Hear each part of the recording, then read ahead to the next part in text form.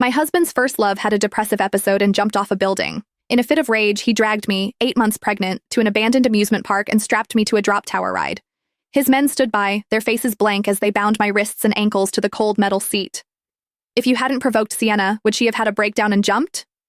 Terrified of heights, I clutched at the restraints, my swollen belly making it hard to breathe. Tears streamed down my face as I admitted my mistake, my voice cracking as I begged him, "Hugh, please, let me go." I promised, I swore, I'd never appear in front of Sienna again. But my husband only looked at me with chilling indifference. "Ava, for the sake of the child, I won't divorce you." His voice was calm, almost gentle, but it only made the next words colder.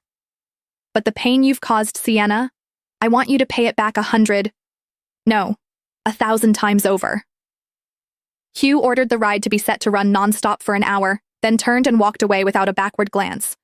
The machinery groaned to life, the seat jerking beneath me as the tower rose higher and higher. I fought against the restraints, screaming until my throat felt raw. Every time the ride plunged, my stomach flipped, the terror so intense I thought I might lose consciousness. Then, on one brutal drop, pain ripped through my body, sharp, hot, and unstoppable. A rush of fluid gushed between my legs, soaking my dress and the seat beneath me.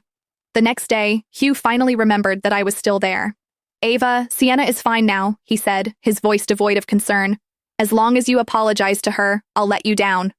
What he didn't know, what none of them knew, was that the platform had already been drenched in blood for hours. My baby had been torn from my body somewhere between the sky and the earth, reduced to nothing but mangled flesh and silence. Dr. Jason called this morning. That woman is avoiding her prenatal checkups. What trick is she playing to get my attention this time? Hugh frowned, a trace of disgust flashing through his dark eyes.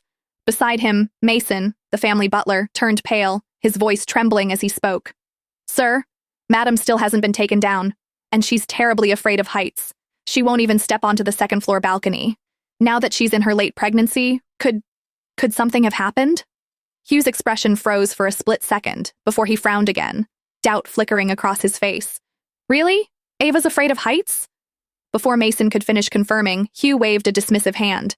"It's just a drop tower. It's not like she's actually jumping off a building. Let her be scared. It might teach her a lesson so she won't bully Sienna again." Mason lowered his head and dared not say another word. However, Hugh's assistant couldn't hold back any longer. "Sir, at first Madam was screaming, but later she went completely silent. And she's carrying your child, your own flesh and blood. Shouldn't you at least check on her?" Hugh's expression shifted slightly, but the brief flicker of realization was quickly replaced by scorn.